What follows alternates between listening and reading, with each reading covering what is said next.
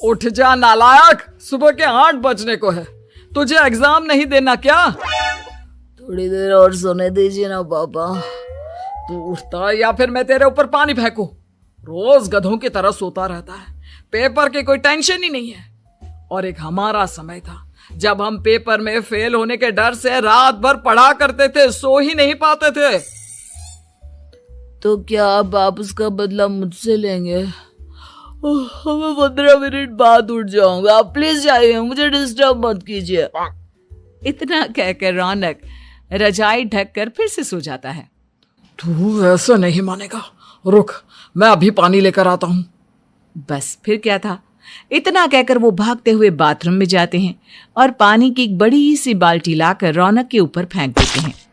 पानी पड़ते ही रौनक झट से उठ जाता है। ये आपने क्या किया पापा?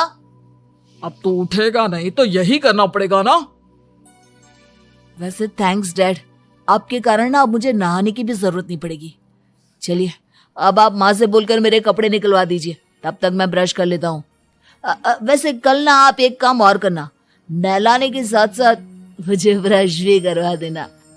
ये ब्रश करने में ना मुझे बहुत आलस आता है। रौनक की बातों से अरविंद का मुंह खुला का खुला रह जाता है। वो अपनी पत्नी कमला के पास जाता है और रौनक की हरकतों के बारे में बताता है, जिसे सुन उसकी पत्नी हंसने लगती है। तुम अपने बेटे को समझाने के बजाय हंस रही हो। रौनक बच्चा है, धीरे धीरे सुधर जाएगा, आप क्यों उसके पीछे पड़े रहते हो? अभी नहीं सुधरेगा तो कब सुधरेगा? 10वीं क्लास में है रौनक, वो अब कोई बच्चा नहीं रहा। अरविंद की इतना बोलते ही वहां रौनक भी आ जाता है। क्या डैड, मैंने आपको एक काम दिया था, वो भी नहीं हुआ आपसे। अरे क्या हुआ बेटा? माँ, मैंने डैड से बोला था कि वो आपको बोलकर मेरे स्कूल की यूनिफॉर्म निकाल दे, लेकिन मेरे पीछे पड़ने के अलावा इनसे एक काम ढंग से नहीं होता। देख रही हो कमला, देख रही हो अपने लाडले को? अरे आप चुप रहिए जी। चलो बेटा, मैं तुम्हें कपड़े निकाल कर दे देती हूँ। बस ऐसे ही साल पर साल बीतते जाते हैं, लेकिन रौनक के रवैये में कोई बदलाव नहीं आता। वो पहले से भी ज्यादा आलसी और पूरी तरह अपने माता पिता पर निर्भर हो जाता है। 2 साल बाद पता नहीं कहाँ गायब रहता है पूरे दिन, अब तक तो आ जाना चाहिए था। अरे आप इतनी फिक्र क्यों कर रहे हैं उसकी? दोस्तों के साथ खेल रहा होगा, आ जाएगा अभी। ये कोई टाइम है खेलने का? 10 बजने वाले हैं, इतनी रात में कौन खेलता है? कमला कुछ कहती उससे पहले ही रौनक वहां आ जाता है। मम्मी जल्दी से खाना लगा दो, बहुत भूख लग रही है। तुम्हें तब तक खाना नहीं मिलेगा जब तक तुम बता नहीं देते कि इतनी रात गए कहां से आ रहे हो। ओ प्लीज डैड, अब आप एसी पे प्रद्युमन बनकर मेरे सर पर बंदूक लेकर मत बैठ जाना। अपनी फालतू की बकवास बंद कर और बता कहां से आ रहा है। माँ अब समझाइए ना डैड को। बता देना बेटा, इनको भी तसल्ली हो जाएगी। आप बोल रही हैं तो बता देता हूँ, मैं दोस्तों के साथ मूवी देखने गया था, इसलिए देर हो गई। तो इन सब चीजों में मेरे पैसे उड़ाता है? कभी 1 रुपया कमाने के बारे में सोचा है तूने? जब देखो हवा की तरह पैसे उड़ाता रहता है। माँ अब आप इन्हें चुप करा दीजिए, वरना ना मुझे गुस्सा आ जाएगा। अच्छा क्या कर लेगा?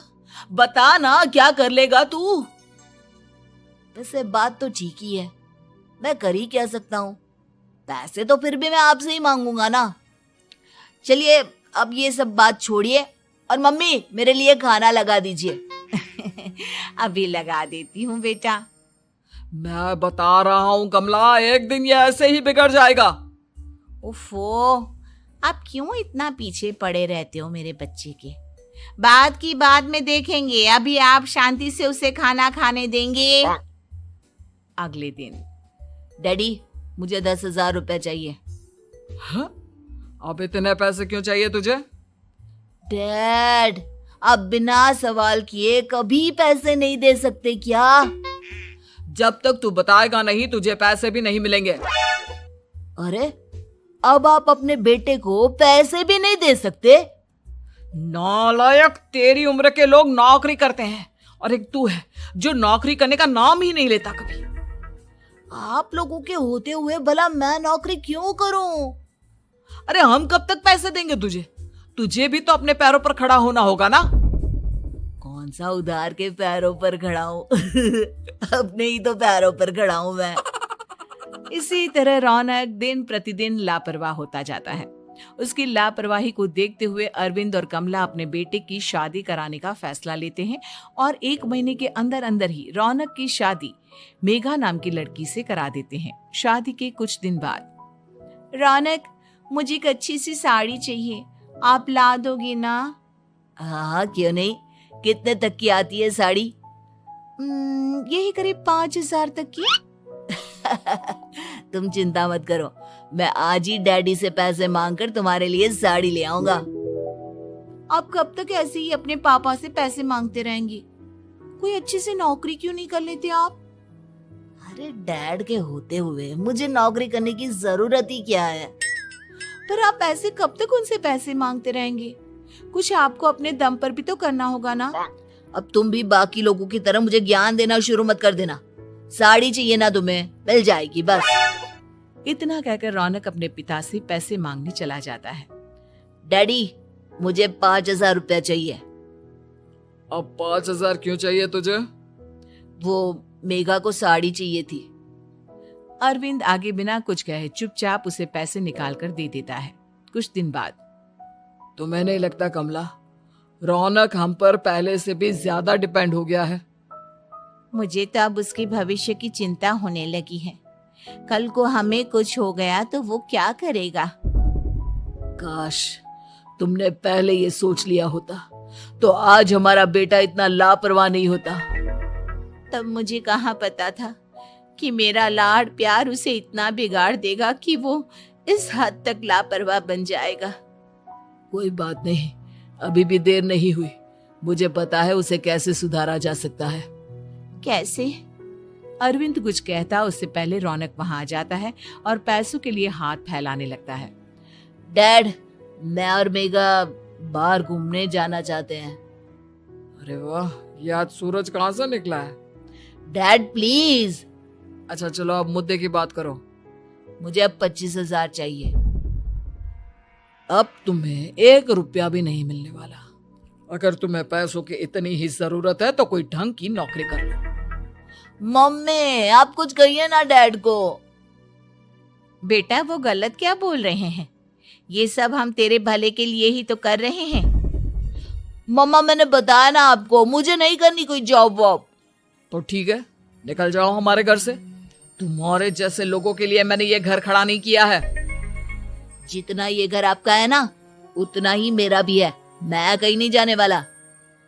जाना तो पड़ेगा ही तुझे, क्योंकि अब मैं तेरा कोई भी खर्चा नहीं उठाने वाला। ठीक है, मत उठाइए मेरा खर्चा, मैं अपने दम पर भी जी सकता हूँ। तो बेशर्मों की तरह अब तक यहाँ क्यों खड़ा है? अपना सामान ले और निकल जाए यहाँ से। रौनक पैर पटकते हुए वहां से चला जाता है। घर से निकालना जरूरी है क्या उसे? बिना पैसों के कौन रखेगा उसे किराए पर? अगर उसका भविष्य सुधारना है तो हमें अपने दिल पर पत्थर रखकर ये कदम उठाना ही होगा। दोनों बात कर रहे होते हैं कि रौनक अपनी पत्नी के साथ एक बड़ा सा बैग लेकर घर से निकल जाता है, लेकिन घर से बाहर उसे कोई भी मुफ्त में अपने घर किराए पर नहीं रखता। अंत में थक हार कर वो फिर से अपने घर चला जाता है। क्या हुआ? थोड़ी देर पहले तो दहाड़ते हुए घर से निकला था, अब क्या हुआ? नहीं रखा ना किसी ने तुझे किराए पर? डैड प्लीज, मैं कुछ दिनों में कोई अच्छी सी नौकरी शुरू कर दूंगा। आप तब तक तो हमें रख लीजिए प्लीज। सुबह से रात हो चुकी है लेकिन कोई हमें रखने को राजी नहीं है। अब आप ही बताइए, इतनी रात को मैं मेघा को लेकर कहाँ जाऊंगा? ठीक है ठीक है, बहू की वजह से मैं तुझे घर पर रख रहा हूँ, लेकिन तू इस घर में एक बेटे की नहीं बल्कि एक किराएदार की हैसियत से रहेगा। 3 महीने है तेरे पास। इन 3 महीनों के अंदर अंदर मुझे तेरी पहली तनख्वाह हाथ में चाहिए, समझ गया? पक्का डैड, इन 3 महीनों के अंदर अंदर तो कोई बढ़िया सी नौकरी ढूंढ ही लूंगा मैं। ऐसे ही धीरे धीरे समय बीतने लगता है और अरविंद के दिए 3 महीनों में से 2 महीने बीत चुके होते हैं। पापा जी ने हमें 3 महीने दिए थे, जिसमें से 2 महीने तो बीत चुके हैं। अब ये आखिरी महीना बचा है। अरे तुम चिंता मत करो, आज मेरा ना 2 जगह इंटरव्यू है, दोनों में से कहीं ना कहीं तो जॉब लग ही जाएगी। अच्छा, all the best. Raunak interview के लिए निकल जाता है, जिसके बाद शाम में रौनक घर आता है। कैसा गया इंटरव्यू? आपकी नौकरी लगी या नहीं? अरे पहले सांस तो ले लेने दो अच्छे से। बताइए ना, मुझसे तो जरा भी इंतजार नहीं हो रहा है। वो दरअसल बात यह है कि मेरी नौकरी तो लग चुकी है, लेकिन पैसे बहुत कम है। कितने पैसे हैं? 15,000। इतने में अरविंद और कमला मिठाई का डिब्बा लेकर आ जाते हैं। बधाई हो बेटा। हम जानते थे तेरी जॉब जरूर लगेगी। लेकिन मेरी सैलरी बहुत कम है मम्मा। कम है तो क्या हुआ, धीरे धीरे बढ़ जाएगी। हाँ बेटा, हम तो बस चाहते थे कि तू अपने पैरों पर खड़ा हो जाए। मतलब अब आप मुझे घर से नहीं निकालेंगे? नहीं, ये सब हमने तुझे जिम्मेदार इंसान बनाने के लिए किया था। Thank you mummy papa. अगर आप दोनों ऐसा नहीं करते तो मुझे कभी अपनी जिम्मेदारियों का एहसास तक नहीं होता। आज आपने मुझे सिखा दिया कि इंसान का अपने पैरों पर खड़ा होना भी जरूरी होता है। इतना कहकर रौनक झट से अपने माता पिता के गले लग जाता है और अपनी कमाई की पहली तनख्वाह वो अपने माता पिता के हाथ में सौंपता है। इस तरह रौनक एक गैर जिम्मेदार व्यक्ति से एक जिम्मेदार